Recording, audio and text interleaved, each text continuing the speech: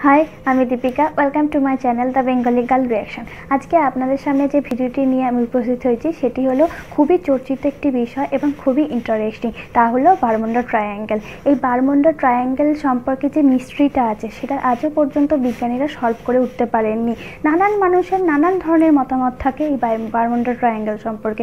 এই Bermuda triangle সম্পর্কে যে তথ্য বা মতামত পেশ করেছেন খান স্যার যেভাবে বুঝিয়েছেন, যেভাবে ধরে ধরে একটা একটা করে বুঝিয়েছেন এবং তার রিয়াকশান, তার বোঝানোর স্টাইল, এই সমস্ত তথ্যগুলো আমরা দেখতে পাবো। চলুন শুরু করা যাক তাহলে।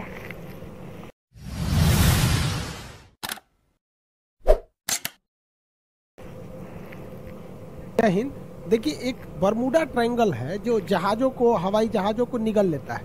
यहाँ कोई जहाज वगैरह भी जाती है तो निगल लेगा। ये अटलांटिक महासागर में, इसे अंध महासागर कहते हैं। और अमेरिका के पास यहाँ जो क्यूबा है, इस एरिया में एक ट्रायंगुलर शेप में बड़ा लंबा एरिया, लगभग 3 लाख किलोमीटर स्क्वायर का एरिया, बहुत बड़ा एरिया है ये। इसको हम थोड़ा सा वहाँ पे जूम करके समझते हैं। ठीक है, ये एरिया जो है ये 3 बड़े बड़े एरिया उसको मिला के बनाया जाता है। वर्ल्ड मैप में देखेंगे तो ये ट्रायंगल यहाँ आएगा, जबकि अगर इस पर्टिकुलर एरिया को जूम करें तो ये फ्लोरिडा के पास से स्टार्ट होता है और यहाँ प्यूर्टो रिको जो अटलांटिक महासागर की सबसे गहरी खाई है वहाँ से जाके ये बरमूडा द्वीप पर तक जाता है। ये एरिया है यहाँ पर, जिसे यहाँ तक दर्शाया गया है। ये लगभग 3 से 4 लाख के एरिया, कहीं कभी कभी ये बड़ा हो जाता है। इसका एक्यूरेट कोई मार्किंग नहीं है कि जो आदमी पूरा एरिया को बता सके। हम तो यहाँ भले ऐसे ट्रायंगल बना दिए, बट समुद्र में ऐसा कोई ट्रायंगल नहीं है। बट अगर इस एरिया में कहीं से भी कोई जहाजें आती हैं तो उनके साथ कुछ अप्रिय घटनाएं हो जाती हैं। इसके बारे में डिटेल से समझते हैं। 1498 में जब क्रिस्टोफर कोलंबस जा रहे थे इस रास्ते से, तो उन्होंने भी अपनी किताब में वर्णन किया है कि जब वो इस एरिया से गुजर रहे थे तो अचानक मौसम में एक परिवर्तन देखे, प्रकाश देखे, बादल का तड़कना, समुद्री लहरें तेजी से उठने लगी और उनका जहाज डिसबैलेंस होने लगा। इवन कि उस समय देखिए समुद्र में रास्ता दिखाने का केवल और केवल एक ही रास्ता रहता है, कंपास। अब तो सैटेलाइट वगैरह आ गए हैं, बट कंपास ही उस समय एक ही रास्ता होता था जो हमेशा नॉर्थ डायरेक्शन की ओर मूव करते रहता है। वो बता देता है कि इधर की ओर उत्तर दिशा है, तो इसके थ्रू आदमी जा सकता था। तो यहाँ पे कंपास काम करना बंद कर देता था। ये कोलंबस ने भी इसको माना है। 1964 में विंसेंट गैडिज ने अपनी पुस्तक में, मैगजीन में बताया था कि ये किस तरह से जहाजों को वगैरह को निगल लेता है। इसलिए इस ट्रायंगल को डेविल ट्रायंगल या फिर रहस्यमयी ट्रायंगल कहा गया। यहाँ जाने के बाद जहाजों में अचानक परिवर्तन देखा, इंजन काम नहीं करेगा, जहाज धंसने लगेगी, कोई तैरना चाहेगा तो तैर नहीं पाता है। अजीब अप्रिय घटना होगी और अचानक ही हो जाती थी और ये जहाज डूब के कहाँ जाते थे तब ये भी नहीं पता चलता था किसी को।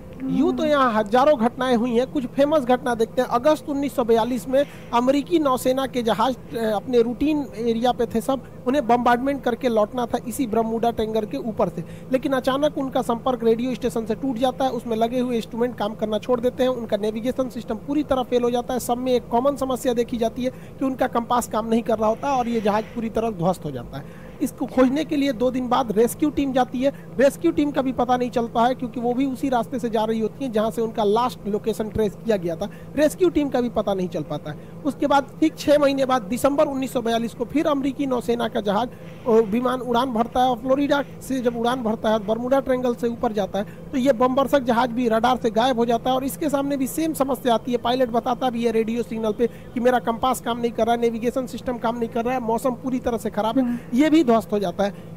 इसको जब ढूंढने के लिए जो रेस्क्यू टीम जाती है इसके बैकअप में, तो रेस्क्यू टीम का भी आज तक कोई पता नहीं चला कि वो रेस्क्यू टीम कहां चली गई। 1970 में एक पायलट यहां से लौट के आए थे, नाम था उनका ब्रूइस गर्नन। ये जब लौट के आए थे इन्होंने बताया था कि वहां पे क्या क्या घटनाएं हुई थी। इन्होंने बताया कि अचानक बरमूडा ट्रायंगल के जब ऊपर से गया तो अचानक मौसम बिगड़ गया और सामने बादलों का एक पूरा धुआं, कोहरा टाइप का छा गया, धुंध हो गया बादलों का और ऐसे लग रहा था जैसे बादलों की गुफा है। ये इन्हें कुछ दिख नहीं रहा था। इसमें जब प्रवेश किए तो ये खत्म होने का नाम ही नहीं ले रहा था। इसके अंदर मौसम इतना खराब था और इनका रेडियो फ्रीक्वेंसी भी गड़बड़ काम करी थी, इलेक्ट्रॉनिक्स वगैरह काम करना छोड़ दिए थे इनके जहाज के, और इनकी जहाज की रफ्तार बहुत ही तेज हो गई थी और रडार पे कोई भी दूसरा रेडियो स्टेशन या एयरपोर्ट अथॉरिटी का कोई भी रडार सिग्नल मैच नहीं कर रहा था। इन्हें कुछ समझ में नहीं आ रहा था और लेकिन ये जहाज को आगे की ओर ले जा रहे थे। लगभग 3 मिनट बाद, एक अच्छी खासी दूरी तय करने के बाद ये उस जोन से बाहर निकले और उसके बाद ये अपनी जहाज को लैंड कराए। लैंड कराने के बाद देखिए इत्तेफाक क्या हुआ था कि वो 3 मिनट में ही 150 किलोमीटर की दूरी तय कर लिए थे। यानी इनकी जो रफ्तार हो गई थी लगभग 3000 किलोमीटर प्रति घंटा हो गई थी, जो अभी किसी भी पैसेंजर जहाज के लिए पॉसिबल नहीं है। ये तो मिसाइल और लड़ाकू जहाजों की स्पीड होती है। बहुत लंबे अरसे तक ये बरमूडा ट्रायंगल जो था एक रहस्य का कारण बना। लोगों को लगता था कोई अदृश्य शक्ति है जो जहाजों को, शिप को अपनी ओर खींच लेती है, लेकिन ऐसा कुछ भी नहीं है। इसके पूरे रहस्य पर पर्दा उठाया जा चुका है। इवन की बरमूडा ट्रायंगल दुनिया के 10 सबसे खतरनाक जगहों में से भी एक नहीं है। मतलब सोचिए 10 खतरनाक जगहों में भी इन्हें शामिल नहीं किया गया। इसका मतलब ये एक कहानी है। फेमस हो जाता है कोई चीज बहुत ऐसे ही कि जहाजों को निगल जाता है, ये होता है, ऐसा कुछ नहीं होता है। यहाँ कुछ नेचुरल घटनाएं होती है, कोई सुपर नेचुरल नहीं है जिसका लॉजिक भी अवेलेबल है। सबको हम लोग समझते हैं। जो जहाजों का मलबा गया और नीचे समुद्र के तल पे, देखिए यहाँ जो एरिया है बरमूडा का जो एरिया, इस एरिया के नीचे ज्वालामुखी है सब, और ये ज्वालामुखी विस्फोट करते हैं सब। जब भी ज्वालामुखी विस्फोट होता है तो कुछ जहरीली गैसें निकलती है, इसमें मीथेन वगैरह की मात्रा निकलती है। मीथेन गैस वगैरह जब पानी से मिलता है तो उसकी डेंसिटी को एकदम घटा देता है। जब डेंसिटी, समुद्र की डेंसिटी घट जाती है तो जहाजों को डिजाइन किया गया रहता है समुद्र की डेंसिटी के हिसाब से, उसके घनत्व के हिसाब से, ताकि वो ऊपर तैर सके। डेंसिटी घटने की वजह से अचानक वो नीचे धंसने लगती है, और यही वजह है कि वहां अगर कोई तैरने की भी कोशिश करता है तो नहीं तैर पाता है, क्योंकि उनका घनत्व घट जाता है। जैसे मच्छर जो होता है मिट्टी तेल के ऊपर, पानी के ऊपर तैर रहा होता है, आप एक ढक्कन मिट्टी तेल मिला देंगे ना, या तो वो मिट्टी की तेल से सूंघने से नहीं मरता, उसका घनत्व कम हो जाता है और डूब के उसमें मर जाता है। यही घटना यहाँ डूबने के कारण होता है। दूसरा कारण ये है कि बरमूडा के आसपास के एरिया में छोटे छोटे समुद्री पहाड़ हैं सब इस शेप में। जब हवाएं इस पहाड़ से टकराती हैं तो उनमें एक हलचल होने लगता है, जिस हलचल से यहाँ पे एक बवंडर, एक चक्रवात उत्पन्न हो जाता है, और ये बादलों को और वहां के समुद्र के जल को पूरी तरह लहर में बदल देते हैं। और इसमें अगर कोई हवाई जहाज या कोई शिप आ जाता है तो उस चक्रवात के बीच में फंस जाता है, जिससे कि इसमें दुर्घटना हो जाती है। पानी वाली जहाजों के डूबने का तीसरा जो कारण है वो बड़ा सिंपल है, समुद्र के अंदर की पहाड़ियां। समुद्र के अंदर की वो पहाड़ी जो बाहर तक नहीं निकल पाती, उन्हें रीज या कटक कहते हैं। ऐसे कटक इटली और तुर्की के पास बहुत ज्यादा मात्रा में पाए जाते हैं। यहाँ अक्सर जहाज वगैरह गिर जाते हैं, सब नीचे का पेंदी टकरा जाता है। जैसे देखिए ये समुद्र का लेवल है, तो यहाँ पे जहाज चल रही है तो उसको ये नहीं पता है कि नीचे मेरे समुद्र ही है कि नहीं, और नीचे से कुछ पहाड़ी अगर ऊपर आती है तो इसके पेंदी से टकरा जाती है। ऐसी घटना इटली और तुर्की के पास बहुत ज्यादा देखने को मिलती है। आप देखेंगे इटली के तट के पास ही इतना बड़ा जहाज टकरा गया, यहाँ पर एक मालवाहक जहाज टकरा गया, यहाँ पे बड़ी बड़ी शिप टकरा के गिरी है सब। अब बताइए ये तो गलती है इन लोग की, जो कैप्टन है, क्योंकि इतने मॉडर्न शिप को अगर गिरा दिए लोग तो गड़बड़ बात है। उस समय जहाजों की दुर्घटना ज्यादा होती थी क्योंकि न रडार था न सोनार था। आज के वक्त में पूरी बेहतरीन ढंग से रडार है, सोनार है। आज आराम से बरमूडा ट्रायंगल के ऊपर से जहाजें भी पार हो जाती हैं और शिप भी पार हो जाता है, कि उनको सोनार उन्हें बता देता है नीचे चट्टान वगैरह नहीं है। लेकिन पहले ये घटनाएं नॉर्मल थी ऐसे हो जाना। हवाई जहाज की दुर्घटना के पीछे सबसे बड़ा जो कारण है वो हेक्सागोनल क्लाउड का है। हेक्सागोनल 6 मतलब फलकों वाला एक क्लाउड होता है, बादल होता है, जिसे सबसे पहले सैटर्न ग्रह के ऊपर देखा गया था।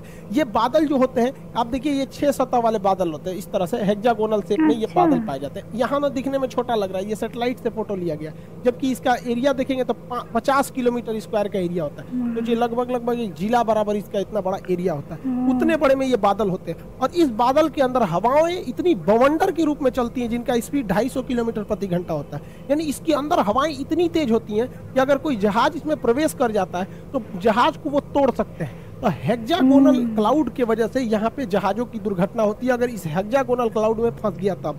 और ये भी देखिए फंसता भी, अगर विपरीत दिशा में फंसेगा तो तोड़ देगा उसको, और नहीं तो अगर सेम इधर ही हवाएं चल रही हैं उसी में जहाज भी फंसेगा तो जहाज की स्पीड को बहुत तेज बढ़ा देता है। यही वजह है कि जब वहां से कई जहाजें गुजरी हैं तो उनका स्पीड अचानक बहुत तेज बढ़ गया है। तो इसमें कोई दैवीय या भूत प्रेत वाली घटना या फिर कोई ऐसी चीजें नहीं है जिसका कोई पता नहीं लगेगा। नॉर्मल चीजें, अब ऐसी घटनाएं नहीं होती है, लेकिन ये पुरानी कहानियां, इस पे इतनी मूवी बना दी गई है, करोड़ों रुपए लोग कमा लिए इसके लिए। कहानी चाहिए एक डायरेक्टर को, अच्छा खासा कहानी बन जाता है। तो ये आप समझिए साइंटिफिक कारण, अब ऐसा कुछ नहीं होता है। ये तो रहा भैया आपका बरमूडा ट्रायंगल का, जो इधर अटलांटिक महासागर के पास कैरेबियन सागर में। ऐसे ही ये घटना जापान के पास हो गई। यहाँ पर जापान के पास भी एक ट्रेंगुलर शेप में एरिया है, वहाँ 1980 में एक जहाज जा रहा था डर्बीशायर। ये इतना बड़ा जहाज था जो टाइटेनिक से 2 गुना था। यहाँ कई लाख टन इसमें आयरन ओर की मात्रा भरी हुई थी। अचानक ये डूब गया। इस एरिया में अचानक डूब गया। जापान की सरकारी टीम ने उसे रेस्क्यू टीम भेजा था पता लगाने के लिए, वो भी डूब गई। उसके बाद एक हवाई जहाज से रेस्क्यू टीम भेजा गया, वो भी डूब गया। जापान भी डर गया। बाद में पता चला कि भैया सेम चीजें हैं यहाँ और यहाँ दोनों में, तो इसे एशिया का बरमूडा ट्रायंगल कहा जाता था। हालांकि जापान ने इसका नाम दिया था ड्रैगन ट्रायंगल। जापान के जस्ट नीचे था ये ड्रैगन ट्रायंगल नाम था इसका, बरमूडा ट्रायंगल। ऐसा ही एक ट्रायंगल भारत में भी पाया जाता है, उड़ीसा में। उड़ीसा का एक एयर स्ट्रिप है, अंग्रेजों ने बनाया था द्वितीय विश्व युद्ध के समय, जिसका नाम था अमाडा एयर स्ट्रिप। अमाडा एयर स्ट्रिप ये उड़ीसा में स्थित है। यहाँ पे लगभग 150 से 200 अमेरिकी जहाजें यहाँ से आपस में टकरा गई, कुछ गिर गई। और इत्तेफाक देखिए, जब भी इनके साथ घटना होती थी, ना कोई वेदर खराब था, ना ही कोई मतलब हेक्सागोनल क्लाउड थे, ना मौसम खराब, ना चक्रवात, ना हवाओं की स्पीड, एकदम नॉर्मल टाइम पे यहाँ जहाजें गिर गई। आपस में आमने सामने जहाजें टकरा जाती थी, सब इतना खराब काम करता था यहाँ पर। हालांकि द्वितीय विश्व युद्ध के समय अमेरिकी जहाजें यहीं पे यहाँ पे लैंड करती थी और जापान पे बम गिराने के लिए यहाँ से भी जाया करती थी। आपको भी पता होगा कि अंडमान निकोबार तक में जापान आ गया था।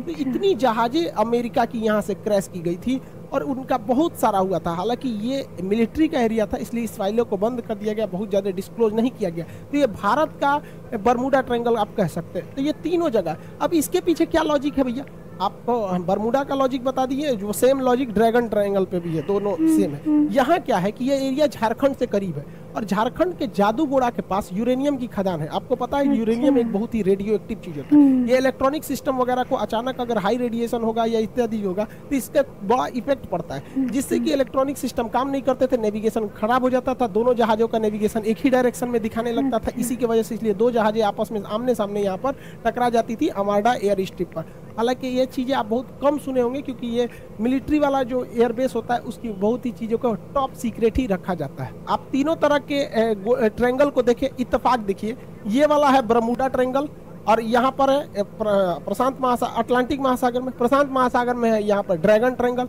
और भारत में है यहाँ पर आपका अमाडा एयर स्ट्रिप। अगर आप इसको देखिएगा अक्षांश, तो तीनों एक ही अक्षांश पे आएंगे सब। आप देखिए तीनों एक ही लेटीट्यूड पे लगभग आ जाते हैं, तो ये एक इत्तेफाक कह सकते हैं। हालांकि सबके पीछे साइंटिफिक कारण है। अब ऐसी कोई घटनाएं नहीं होती हैं जो भी कहता है कि यहाँ पे कोई सुपर नेचुरल पावर है, ये है सब मन गढ़ंत कहानी है ये सब। हालांकि अटलांटिक महासागर में एक और जगह है सारगैसो, यहाँ सारगैसो सागर है। ये सागर है ही नहीं है एक्चुअली, यहाँ एक शैवाल पाया जाता है, एलगी, जो समुद्र में तैरते रहता है, बहुत लंबा लंबा पाया जाता है, घास है इस तरह। यहाँ अगर जहाजें, छोटी मोटी जहाजें फंस जाती है ना, तो उसी में फंस के रह जाती है। इसलिए यहाँ पे देखिए इतना बड़ा बड़ा घास पाया जाता है, पूरी समुद्र को ये घास ढक लेता है। सारगैसो घास पाए जाने की वजह से जितने एरिया में वो घास पाया जाता है, उस घास वाले एरिया को, उस शैवाल वाले एरिया का नाम रख दिया गया है सारगैसो सागर। हालांकि सारगैसो कोई सागर नहीं है, वह सागर का वह हिस्सा है जहाँ ये वाला शैवाल पाया जाता है, सारगैसम नामक शैवाल पाया जाता है। इसलिए यूपीएससी सीडीएस में एक बार क्वेश्चन पूछा था, वो कौन सा ऐसा सागर है जिसका कोई भी तट रेखा नहीं है, मतलब जमीन से नहीं टच करता है। तो सारगैसो सागर जमीन से टच नहीं करेगा, क्योंकि वो बीच का तो सागर है ही नहीं, वो बस एरिया है। यहाँ जहाँ जहाजों को, छोटी जहाजों को आने जाने के रोक लगाया गया, क्योंकि उसकी पंखी वगैरह में ये सब घास वगैरह फंस जाते हैं सब। इसी सारगैसो सागर के पास ऊपर से ठंडी हवा जलधारा आती है, जिसका नाम है लेब्राडोर की धारा। इस सारगैसो सागर को ठंड के दिन में पूरी तरह बर्फ के टुकड़ों में भर देती है। इसी सारगैसो सागर में अप्रैल 1912 को टकरा गया था टाइटेनिक जहाज, और इसी सारगैसो सागर में लिब्राडोर द्वारा लाई गई ठंडी जलधारा के बर्फ से टकराने से टाइटेनिक जहाज डूब गया था। अगला क्वेश्चन पूछता है ब्लैक होल से। अंतरिक्ष का ब्लैक होल है, इसकी डेंसिटी सबसे ज्यादा होती है। इसकी डेंसिटी इतनी ज्यादा होती है कि इसके 1 चम्मच मिट्टी का, अगर हम ब्लैक होल से 1 चम्मच मिट्टी लाएंगे और उसका वजन करेंगे तो 10 हाथियों के बराबर होगा। तो जो इतना भयानक ये डेंसिटी होता है, इतना घना होता है, ये प्रकाश को भी जाने नहीं देता है। तो क्वेश्चन भी पूछेगा कि ब्लैक होल प्रकाश को भी गुजरने नहीं देता है, क्यों? तो ऑप्शन नंबर बी पर आंसर होता है, अति उच्च घनत्व के कारण। और इसका एक उल्टा क्वेश्चन पूछता है, एक वह हाइपोथेसिस को क्या कहते हैं जिसमें यह मान लिया जाता है, यह कल्पना किया जाता है कि सारे प्रकाश वहीं से आ रहे हैं, तो उसे हम व्हाइट होल कहते हैं। हालांकि ब्लैक होल और व्हाइट होल का पूरा परिकल्पना हम आपको ज्योग्राफी के क्लास में पढ़ा चुके हैं। भारत के जम्मू कश्मीर में लद्दाख और बारामूला की कुछ ऐसी पहाड़ियां हैं जिनमें चुंबकीय क्षमता है। ये भी क्या करती है, जहाजों के डायरेक्शन को भटका देती है। यहाँ पर एक चिनाब नदी पर ब्रिज बनाया जा रहा है, जो सबसे ऊंचा ब्रिज है, कंप्लीट हो जाएगा तो इसके बारे में भी टोटल समझा देंगे कि ब्रिज क्या है। और इसके अलावा आप एक तो बड़ा सुने होंगे, सोच रहा अमेरिका में एरिया 51 एलियन वगैरह वाला एरिया, इस सबको कभी और क्लास में समझेंगे। आई होप आप इसे समझे होंगे। मिलेंगे नेक्स्ट क्लास में।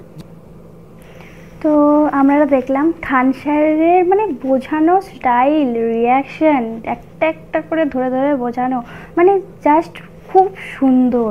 মানে প্রত্যেকটা জিনিস মাথার মধ্যে রয়ে যাবে, কোনো জিনিস এগুলো ভোলার নয়। আর এই যে সবই মানে বারমুডা ট্রায়াঙ্গেল সম্পর্কে যেসব মানে মানুষের ভুল ধারণা ছিল, সেগুলো কিন্তু অ্যাকচুয়ালি সবই সায়েন্টিফিক, মানে কোনো দৈববাণী টানি নয়, এসবই আর কি বললেন। হ্যাঁ, বারমুডা ট্রায়াঙ্গেল হচ্ছে একটা হেক্সাগোনাল নামে যে মেঘটা থাকে, সেই মেঘটাতে যখন কোনো প্লেন যায় সেখান দিয়ে, তো নয় সোজা গেলে, হাওয়ার মুখে গেলে প্লেনটার স্পিড বেড়ে যায়, ওই জন্য ওখানে ওরকম পরিস্থিতি ক্রিয়েট হয়। আর একটা হচ্ছে যখন মানে মানে ওই ছিদ্রটা দিয়ে যায়, তখন প্লেনটা যাওয়ার আগে আর কি নিঃশেষ হয়ে যায়। তো ওটা জাপানেও সেম, জাপানে তো বারমুডা ট্রায়াঙ্গেলটাকে বলছে ড্রাগন ট্রায়াঙ্গেল। আর আমাদের ভারতেই একটা আছে উড়িষ্যায় আছে যে ওরকম একটা ট্রায়াঙ্গেল আছে। আর প্রত্যেকটাতে 3টে যে ট্রায়াঙ্গেল আছে, ওই 3টে ট্রায়াঙ্গেল একই অক্ষাংশের মধ্যে অবস্থিত। মানে এতটাই মানে খুবই সুন্দর, মানে একই অক্ষাংশের মধ্যে 3টি ট্রায়াঙ্গেল পরপর অবস্থিত।